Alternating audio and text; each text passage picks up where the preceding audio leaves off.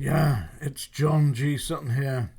Tales from the jails.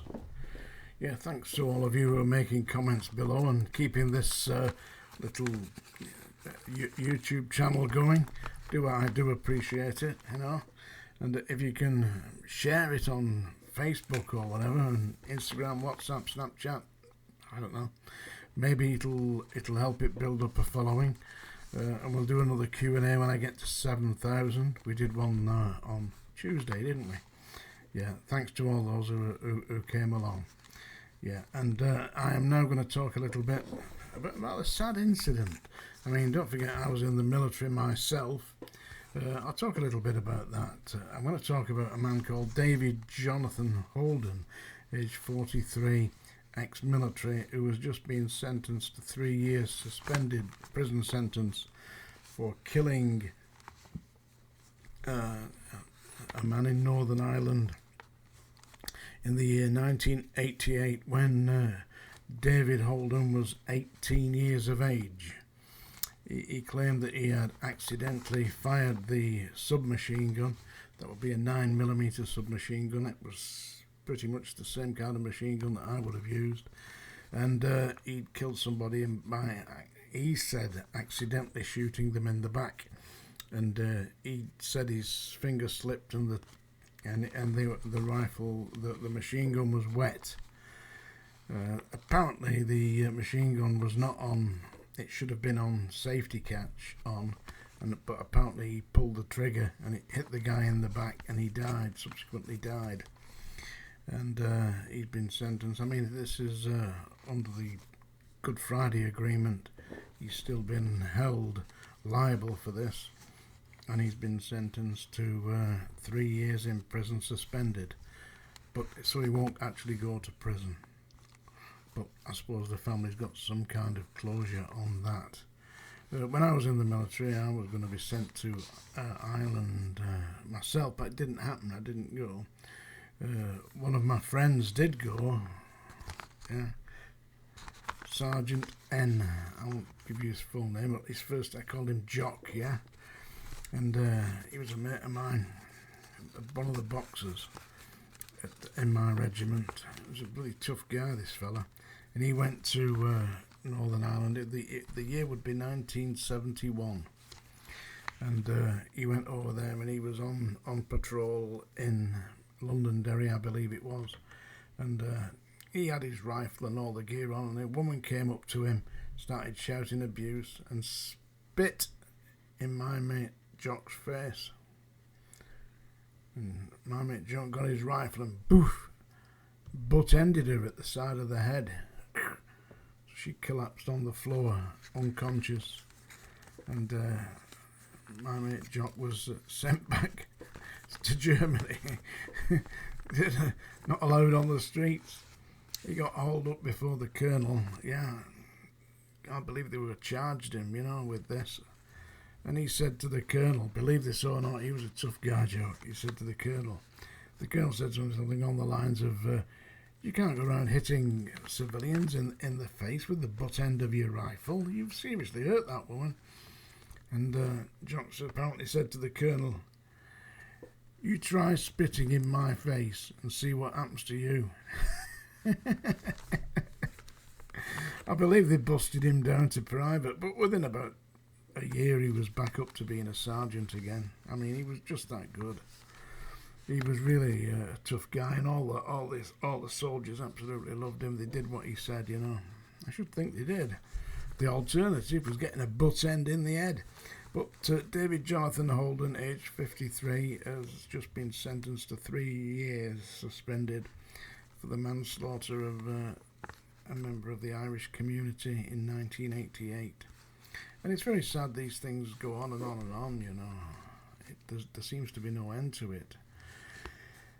I encountered the IRA when I was in Wormwood Scrubs, and whilst I have great sympathy with their cause, and freedom for Ireland and all that, I can see that. I mean, partly Irish myself on my maternal side, and my wife is too. That's on her paternal side. Yeah, her father was Irish, And on my mother's side, my grandfather's father was from Ireland. So there's Irish in both myself and my wife. And I absolutely can't see why we can't come to agreements about this. And it's an ancient thing, isn't it? So I'm not averse to the Irish movement. I'm averse to people being blown up, shot, killed, murdered, mutilated, all the rest of it. Can't be doing with that. And what was I going to say? David Jonathan Holden, well, he's free to get on with his life now, despite the fact that he's got a suspended prison sentence. I was talking the other day about soldiers in the prisons, and a lot of soldiers come out, and they're addicted to alcohol and cigarettes, and because that's what you got. When I was in Germany anyway, the alcohol and the cigarettes were virtually free. You got little coupons to get your cigarettes, and they didn't cost you anything, or pennies, So you get 200 or 300 of them a week. Yeah, I mean that'll do you, won't it? Yeah, seriously. I used to smoke at the time. I used to smoke a lot. 40 Benson and Hedges cigarettes a day. I tell you, coming off that, the pain. People say, it's psychological. It wasn't psychological. The pain I had, the pain was real. It hurt my back. It hurt my stomach. I went from being something like 11 stone 7 to being about 14, 15 stone. I didn't particularly think I was eating anymore. I didn't consciously start that. It was just something that I like a metabolic change when I stopped smoking. Because I've been smoking since I was 9 years old. Me and my mate used to smoke. We used to buy one woodbine between us and share it in the lavies just before we went into the Boy Scout, not the Boy Scouts, it was the Cubs. We weren't even old enough to be Boy Scouts. How about that? I quit. My mate didn't quit. He ended up getting cancer of the throat, and they removed a part of his larynx and big scars all down the side of his. Had to operate on him. I went to visit him in Christie's in Manchester. I took him a record. It was Prince Buster, Al Capone. Have you ever heard it? Don't call me Scarface. My name is Capone. It's a Scar record, I don't think he was amused. Anyway, so that's today's rant about this poor guy who's got. Obviously, if he shot somebody, but at the age of 18, you don't really know too much about the world at the age of 18, do you? You're given a machine gun and sent onto the streets. What next? I was also going to talk about HMP Wymot today. There's a report out Wymot's in disarray. Apparently there's not enough staff. Talking about building another prison near there. It's in a place called Ulms Walton, near Leyland, outside Chorley. Building another prison there. And apparently Wymot's being used as a sex offenders prison. Stuart Hall was in there. You remember Stuart Hall? It's a cock-up. It's a knockout. Yeah, he used to be on there with Eddie Waring. It's an up and under. He can run a bit, this lad. Yeah, he... Ex-Great Britain Rugby League International. That's Eddie Waring, isn't it? Well, Stuart Hall used to be on there. So now I know a little bit about Stuart Hall. He worked with... one of the big names in Blackpool, and he used to do the Miss Blackpool contest and the Miss World contest and all that, yeah. And his fee apparently had to include an 18-year-old girl, because he liked young girls. But 18, he liked them to be 18, specifically 18. Don't know why. A lot of these celebrities, they seem to have this thing about young girls. Previously mentioned about working with the pop singer PJ Proby. Yeah, he liked 11-year-old girls, 10-year-old girls. When I found out what he was up to, I reported him. But the strange thing was, they didn't instantly say, "Oh, thank you very much, Mr. Sutton, for reporting this. It's very conscious and you're doing the real." No, I rang up and reported, and they said, "This is a very serious allegation you're making." I I said, give me your name if you don't mind. Well, they said, why do you want my name? I said, well, I've given you my name, I've given you my address, I've given you my telephone number, I've told you what the complaint is.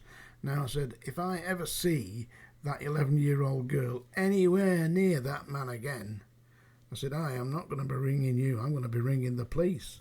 And the name I'm going to be giving them is your name.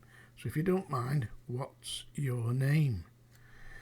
Well, the girl was never seen again, the 11-year-old girl. They obviously did take me seriously at that point and took action. Because the next time I saw Proby, he come running out of his house with a foot-long Bowie knife, threatening to cut my throat. He said, you bastard, you interfering with my life?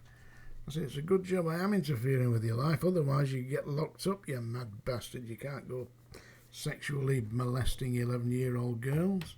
But that was the end of my association with him, which was a damn shame, really, because we'd created an album together. Don't take my word for it, folks.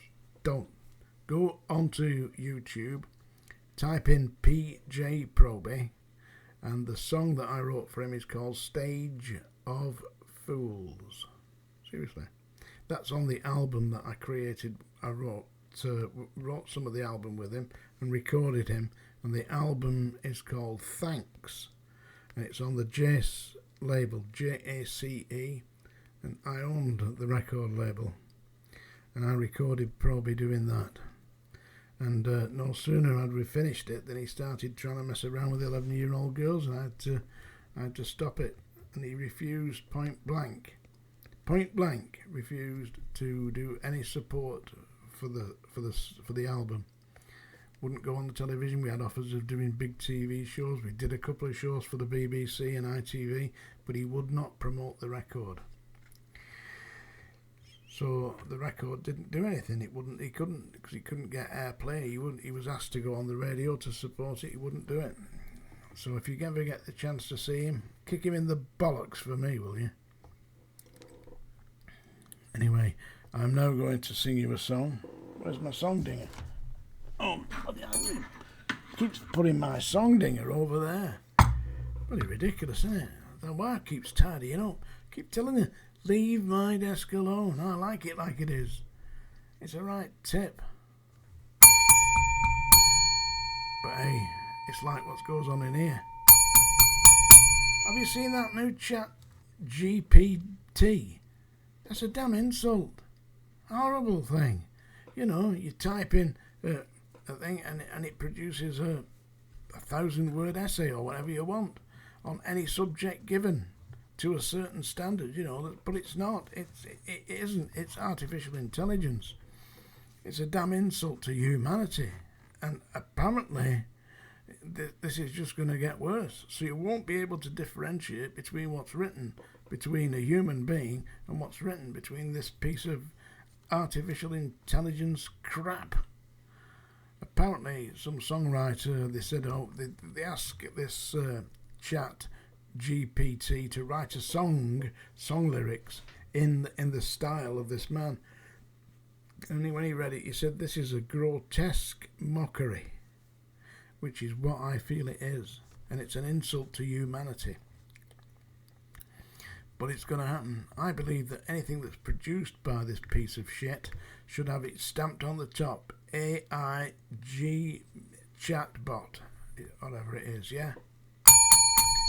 This isn't produced by technology, this is produced by me. This is a song I'm going to sing. Well, I'm not going to sing it, I'm going to crucify it. Let's be honest. That's the only way you'd like it anyway. Larry loves it, by the way. I know, listen, here you'll see lots of comments by Larry saying he can't stand the singing, can't stand all this. But secretly, folks, I get the love letters. I do. Here we go. Paula likes it too, don't you, Paula? And Bob. We've got Dave as well. And all those of you who very kindly sent me some coffee, I've drunk it, you know. Hot black espresso. That's why I have it. No sugar, straight black, down the gob. Here we go. This song is written by Anthony Newley. This is What Kind of Fool Am I? And final warning. There we go. That's it. Larry's running now. He's chasing them goats, Billy Goat Gruff, over the hills and far away. What kind of fool am I who never fell in love? It seems that I'm the only one that I have been thinking of. What kind of man is this? An empty shell, a lonely cell in which an empty heart can dwell.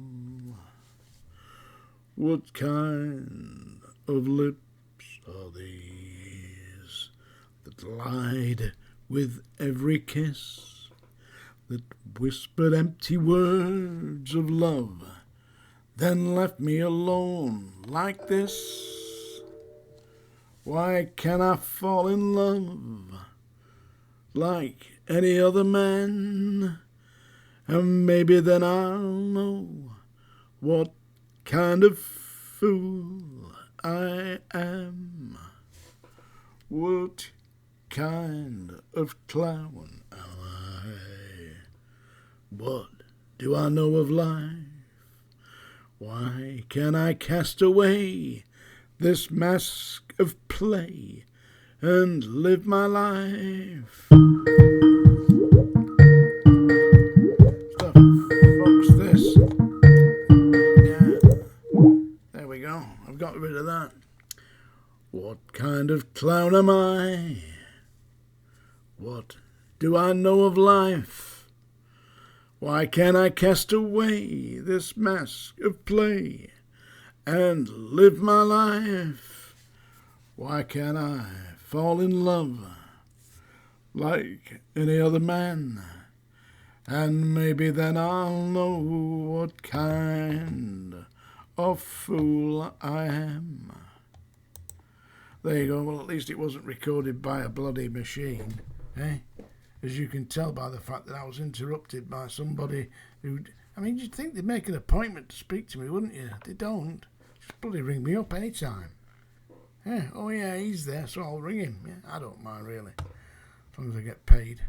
Which I do, by the way. Because I do that for a living. I hope you've enjoyed this. Tales from the Jails. Don't forget to get my book, yeah? It's out there.